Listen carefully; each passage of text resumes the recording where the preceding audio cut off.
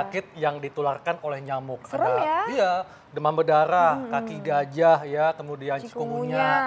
Dan nyamuk ini memang senang sekali menggigit manusia, ya. Kenapa? Karena kulit kita tuh hangat, ya, dan lembab. Tapi saya tebak pasti Intan suka digigit nyamuk. Iya, karena Kenapa? nyamuk suka yang manis-manis. Iya, Kan? ketebak deh jawab. Tapi Intan Dokter kalau ketebak kan. Dokter mau Intan ini ya. kan kalau mau andai kata ngerayu. digigit nyamuk, tahu gak penangkalnya apa? Biasanya Biasanya apa? obat nyamuk dong. Obat nyamuk. Nah, kalau obat sakit kepala buat ngobatin sakit kepala. Obat pusing buat ngobatin pusing. Kalau obat nyamuk buat ngobatin nyamuk dong. Buat bunuh nyamuk. Ya. Anti nyamuk lah ya, bunuh nyamuk. Oke. Nah, tapi kita mesti undang dokternya ya. Kita undang Dokter Susi Maria, spesialis penyakit dalam. Ya. Halo, Dok. Halo dokter. Apa kabar? Dok, Hai. ini kita ngebahas tentang obat nyamuk. Ya. Obat penangkal nyamuk, Dok, ya, buat ngobatin Obat nyamuk. nyamuk. Oke, betul. Dan tapi kita mesti lihat dulu, Dok, apa saja jenis obat-obat nyamuk. Berikut tayangannya.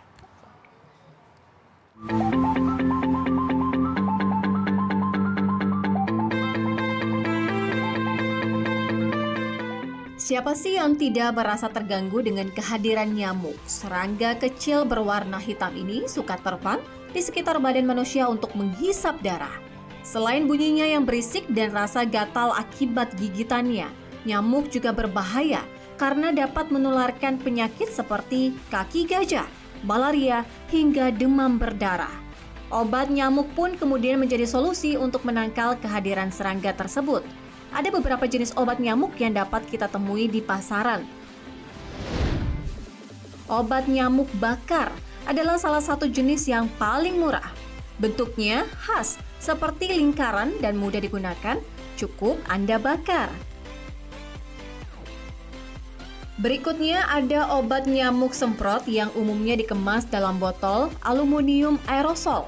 Obat nyamuk jenis semprot kabarnya lebih efektif membunuh banyak nyamuk dibandingkan obat nyamuk lainnya. Dengan cara disemprot, efek obat nyamuk jenis ini konon mampu bertahan selama 2 hingga 3 hari. Berikutnya obat nyamuk oles yang tersedia dalam bentuk krim dan lotion. Pemberian obat nyamuk oles bertujuan agar nyamuk enggan menempel ke kulit kita. Jadi, efeknya memang hanya untuk mengusir nyamuk dan bersifat sementara. Daya tahan obat nyamuk oles tergantung dari masing-masing produk, tapi rata-rata berkisar antara 4 sampai dengan 8 jam. Yang paling revolusioner mungkin obat nyamuk elektrik. Obat nyamuk jenis ini menggunakan listrik sebagai sumber tenaganya dengan obat anti nyamuk yang berbentuk cairan atau lempengan. Kendati dalam dosis kecil, obat nyamuk jenis ini konon mengandung bahan aktif yang mampu membunuh nyamuk. Sebenarnya obat nyamuk elektrik tetap mengeluarkan asap meski tak terlihat. Penggunaan obat nyamuk jenis ini idealnya dilakukan di ruangan yang luas dengan ventilasi udara yang cukup. Dari beberapa jenis obat nyamuk tadi, kira-kira mana ya yang paling banyak dipilih masyarakat? Kayak dibakar gitu. Yang disemprot. Obat nyamuk jenis bakar kertas. Soalnya kan kalau dibakar itu cepet banget ya, si nyamuk-nyamuk itu cepet mati gitu. Lebih praktis aja, terus ada aromanya gitu. Jadi lebih nyaman. Dia wangi sekalian pengharum ruangan. Sejatinya yang perlu diperhatikan adalah bahwa konsentrasi bahan aktif dalam tiap obat nyamuk berbeda-beda. Demikian juga dengan kadar toksisitasnya. Lantas, jenis obat pengusir nyamuk manakah yang paling aman untuk kesehatan? Saksikan pembahasannya dalam Ayo Hidup Sehat berikut ini.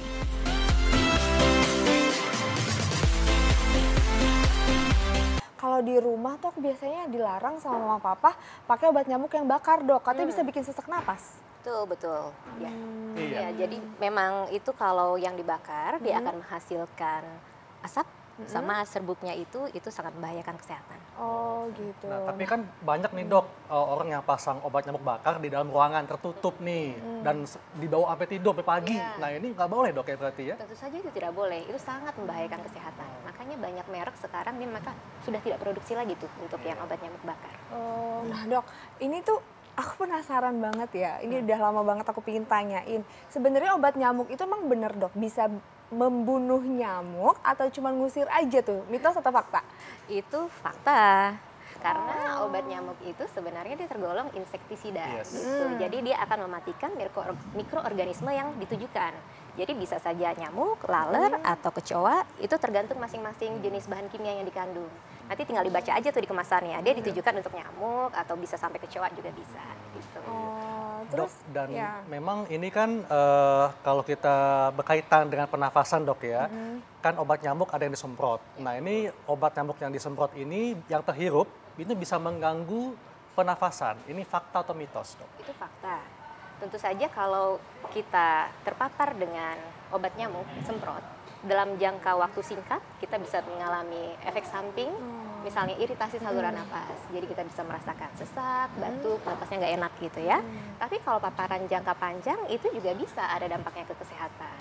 Lebih banyak diteliti pada anak kecil, didapatkan seperti itu. Atau orang yang memang sehari-hari bekerja dengan obat jenis insektisida ini, misalnya petani gitu ya. Itu bisa bikin sampai asma, bisa sampai bikin bronkitis kronis gitu. Jadi ada dampaknya.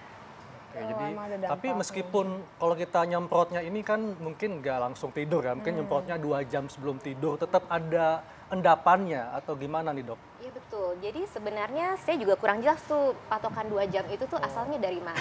Karena ternyata setelah saya cari literaturnya, nggak ada tuh satupun yang bilang batas berapa amannya kita masuk ke ruangan setelah disemprot gitu. Karena ternyata memang betul, dia akan tetap ada di ruangan itu mengendap di perabotan gitu, dan itu bisa bertahan lama sekali, bisa berhari-hari bahkan bisa berminggu-minggu gitu. Apalagi kalau tiap malam disemprot ya. Nah gitu betul. Nah dok, katanya ini penggunaan obat nyamuk terlalu sering bisa mengakibatkan penurunan fungsi liver dan ginjal dok. Itu mitos atau fakta? Sebenarnya itu mitos. Jadi kalau banyak penelitian sebenarnya bukan untuk obat nyamuk yang digunakan di rumah ya, lebih banyak itu untuk yang di pekerjaan seperti orang petani gitu, banyak penelitiannya.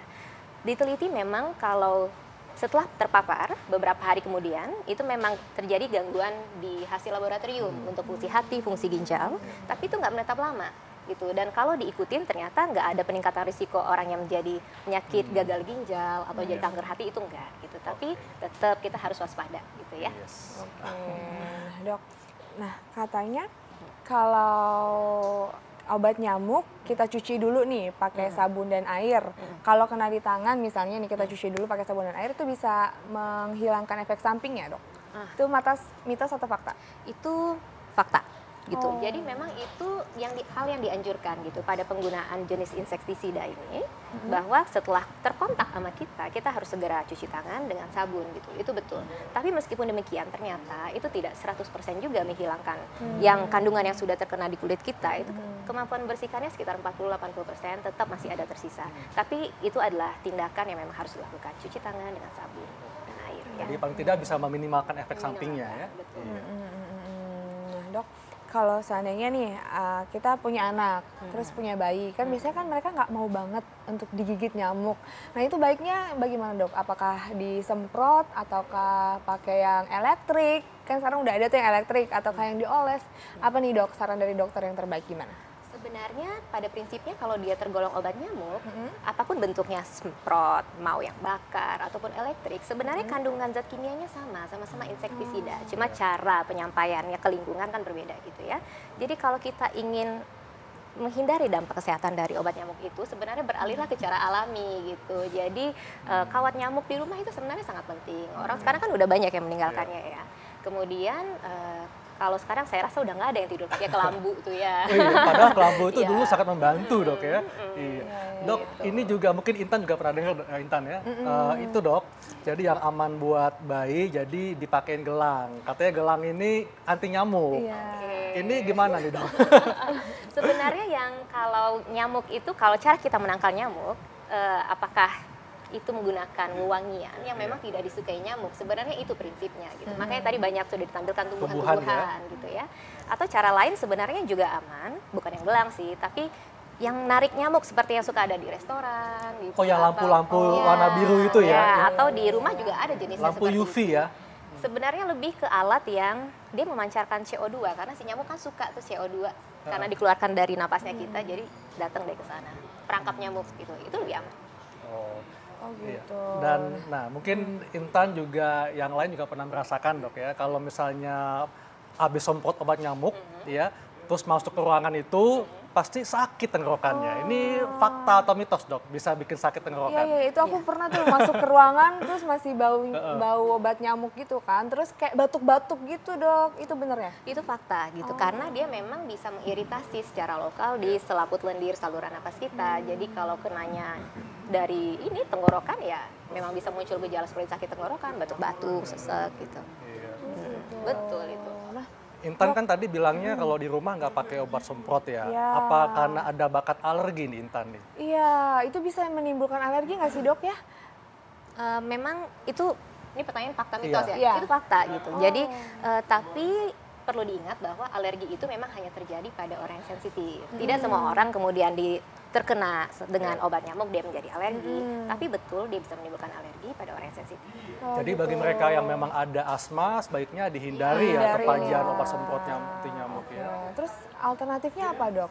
Supaya terhindar dari gigitan nyamuk, tapi untuk meminimalisir juga penggunaan obat nyamuk. Nah, sekarang kita harus balik lagi ke cara alami. Tentunya lingkungan rumah kita jangan dibikin dong tempat bersarangnya nyamuk, ya kan? Nah, gerakan itu untuk 3M ya? 3M, nah itu harus dilakukan, ya kan? Jadi mengubur yang tepat-tepat bisa menampung nyamuk ya, menampung air ya. Kemudian menguras bak mandi dan apa lagi tuh? Dikasih obat itu. Oh iya, obat anti nyamuk ya. Bukan anti nyamuk, jadi salah lagi. Abate. Abate ya, betul. Iya. Gitu. Nah dok, kalau yang kawat-kawat nyamuk itu bisa jadi salah satu alternatif nggak sih dok? Iya, jadi memang kalau kawat nyamuk itu kan sangat rapat ya. Jadi nyamuknya ukurannya dia nggak akan lewat di situ. Jadi memang sebaiknya sekarang rumah-rumah modern tuh harus beralih kembali menggunakan kawat nyamuk, kan itu memang sudah jarang ditinggalkan. Iya. Jadi memang karena kita tinggal di iklim tropis, kita nggak bisa menghindari nyamuk. Dan memang untuk menangkal nyamuk itu bisa dengan pertama dok ya, bisa menggunakan tanaman yang bisa mengusir nyamuk ya.